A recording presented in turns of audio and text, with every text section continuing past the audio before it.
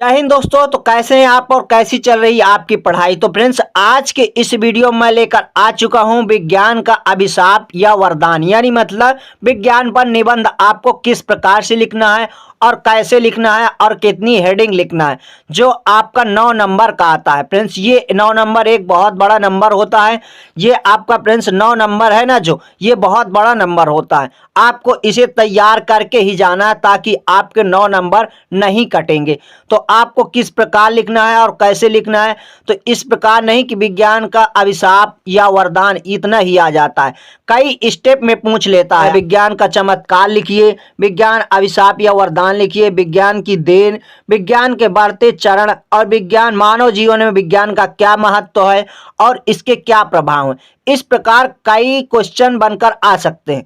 तो आपको इतना तैयार करके जाना है। अगर अभिशाप या वरदान आप तैयार कर लेते हैं तो कंप्लीट या कंफर्म है कि आप विज्ञान का निबंध लिख देंगे। इसमें आपको हिचकिचाने की बात नहीं है।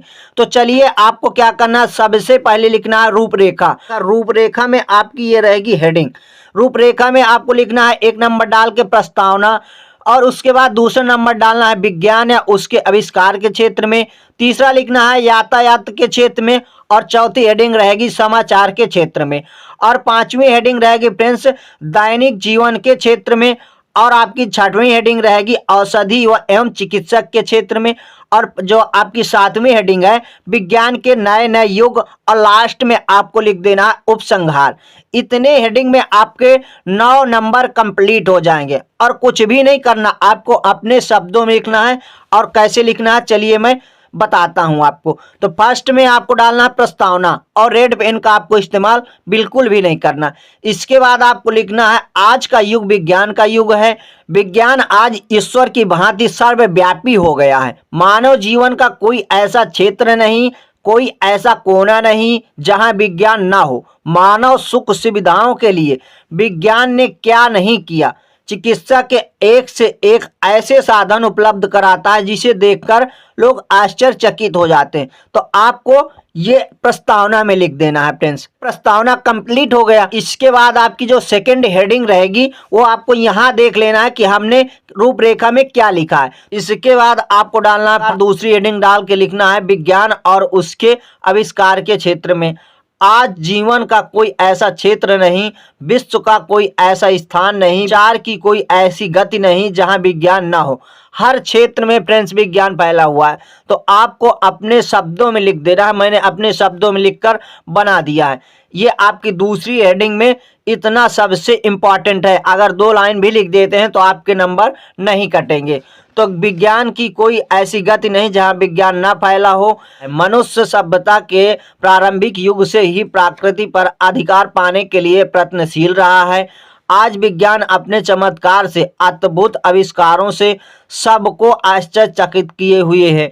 आज विज्ञान हमारे जीवन के रग रग में इतना व्याप्त हो गया है कि उसके बिना हम अपंगु सा और असहाय समझते हैं। फ्रेंड्स, विज्ञान के बिना व्यक्ति अपने को असहाय समझने लगा है। इसके बाद आपको तीसरी हेडिंग लिखना है फ्रेंड्स यातायात के क्षेत्र में।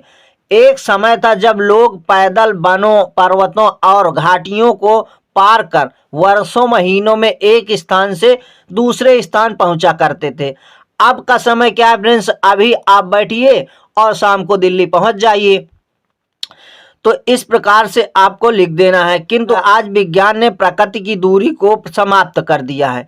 इस प्रकार पहले के लोग पैदल चलते थे तो महीनों एक स्थान से दूसरे स्थान जाने में लग जाता था। अब क्या है, आपको कहीं जाना है तो आप सुबह टिकट बुक करिए और शाम को पहुंच जाइए। ऐसी ये यातायात के क्षेत्र में बहुत सारे आविष्कार किए हैं। अब चौथी हेडिंग है फ्रेंड्स आपकी समाचार के क्षेत्र में। समाचार और संदेश वाहनों की तो बात ही पूछना पूछिए फ्रेंड्स। इसमें और भी आविष्कार हुए। यहाँ बैठे बैठे आप टेलीफोन, टेलीग्राम, टेलीप्रिंटर आदि द्वारा क्षण भर में संदेश पहुंचा सकते हैं। टेलीविजन से कुछ ही पलों में एक समाचार विश्व भर में फैलाया जा सकता है। तो आप देख लिए समाचार के क्षेत्र में फ्रेंड्स, अगर आपकी घटना यहाँ कुछ हुई आपने तुरंत उसको रिकॉर्ड किया और डाल दिया, घंटों में ये पूरे विश्व में फैल जाती है। तो ये समाचार के क्षेत्र में है। अब इसके बाद आपकी पांचवी हेडिंग है फ्रेंड्स, जो इस प्रकार से है। वो पांचवी हेडिंग डाल देना है दैनिक जीवन के क्षेत्र में। हमारे जीवन का प्रत्येक कार्य विज्ञान पर आधारित है। विद्युत हमारे जीवन का महत्वपूर्ण हिस्सा बन गई है और मनुष्य की दैनिक सुख सुविधाओं बहुत बढ़ावा दिया है। वह गर्मी सर्दी दोनों से समान रूप से हमारी रक्षा करती है। आज की समस्त औद्योगिक प्रगति इसी पर आधारित है या निर्भर है।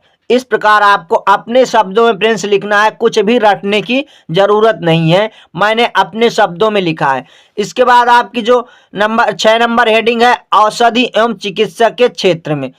विज्ञान एक ओर आपको सुख और सुविधा प्रदान कर रहा है तो दूसरी ओर आपको स्वास्थ्य और निरोग बनाने के लिए प्रयत्नशील रहता है कि भयानक और संक्रमण रोगों से बचाने का श्रेय विज्ञान को ही है।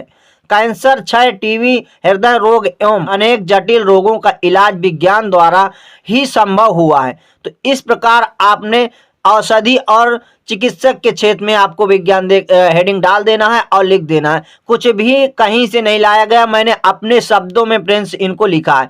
अगर आप ऐसे ही लिखते हैं तो आपके एक भी नंबर नहीं कटेंगे। इसके बाद आपकी 7वीं हेडिंग है, लिख लेते हैं।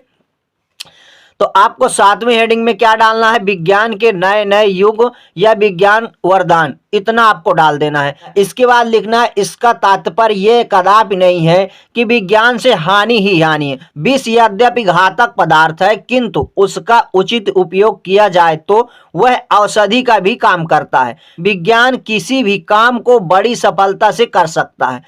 फ्रेंड्स, विज्ञान किसी भी काम को बहुत आसान तरीके से कर सकता है।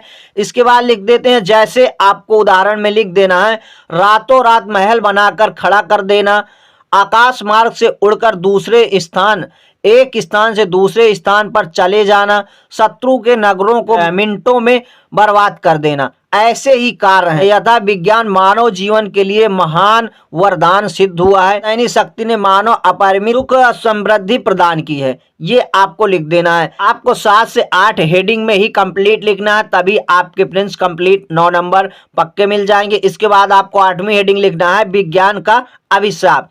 विज्ञान की जहां इतनी उपलब्धियां हैं वहीं उसके कुछ अभिशाप भी हैं। आज मानव मशीन का गुलाम बन गया है, वह आलसी हो गया और उसका स्वावलंबन समाप्त हो गया है। इसलिए फ्रेंड्स, ये आपकी 8वीं हेडिंग में अभिशाप है कि मशीनों के द्वारा सारे काम किए जाते हैं, मशीनों में लोग आश्रित हो गए हैं, कोई भी व्यक्ति काम नहीं करना चाहता। तो ये उसके कुछ अभिशाप हैं। तो जहां विज्ञान के वरदान है वहीं विज्ञान के अभिशाप भी हैं। मशीनीकरण ने बेरोजगारी की समस्या को बढ़ावा दिया है। तो मशीनों से सारे काम होने लगे हैं, इसलिए फ्रेंड्स मशीनीकरण ने बेरोजगारी की समस्या को बढ़ावा दिया है। तो श्योर है कि हर काम अगर मशीन से होंगे तो मजदूरों को मजदूरी नहीं मिलेगी, क्योंकि सारे काम मशीनों से हो जा रहे हैं। तो ये आपके अभिशाप हैं। बेरोजगारी की समस्या को देखते हुए कविवर रामधारी सिंह दिनकर ने इसीलिए मनुष्य को सचेत करते हुए कहा है, सावधान मनुष्य, यदि विज्ञान है तलवार तो उसे दे फेंक, तजकर मोह स्मृति के पार, खेल सकता तू नहीं हाथ में तलवार, काट लेगा अंग तीखी है बड़ी ये धार। इसलिए बेरोजगारी की समस्या अधिक बढ़ती जा रही है। उसी को देखते हुए कविवर रामधारी सिंह दिनकर ने कुछ ये 4 लाइनें लिखी हैं जो इस प्रकार से है। इसके बाद आपको लास्ट में लिख देना है उपसंहार, जो आपकी 9वीं हेडिंग है। 8 से 9 हेडिंग में आपका पूरा निबंध कंप्लीट हो गया। तो उपसंहार में लिखना है, आज इस बात की महती आवश्यकता है कि हम वैज्ञानिक तकनीकी का उपयोग मानव कल्याण के लिए करें ताकि विज्ञान एक वरदान माना जा सके।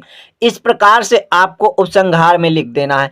अगर आपको उपसंहार में कुछ लिखने के लिए समझ में नहीं आता तो आपको पुनः उन्हीं हेडिंग को लिख देना है फ्रेंड्स। जैसे यहाँ विज्ञान और उसके आविष्कार के क्षेत्र में, तो यहाँ आपको वही लिख देना है कामा कामा करके। जो भी 8 से 10 हेडिंग लिखेंगे, 5 से 6 हेडिंग, वो आपको कामा करके लिख देना है। तो कुछ इस प्रकार से आपका निबंध कंप्लीट हो गया। मैंने सारी हेडिंग आपकी कंप्लीट बता दी है। तो इस प्रकार से आपका निबंध कंप्लीट हो गया। ऐसे ही और इम्पोर्टेंट से वीडियो पाने के लिए हमारे चैनल्स को सब्सक्राइब जरूर कर लें। अब मिलते हैं नेक्स्ट वीडियो में नेक्स्ट टॉपिक के साथ, तब तक के लिए जय हिंद, वंदे मातरम।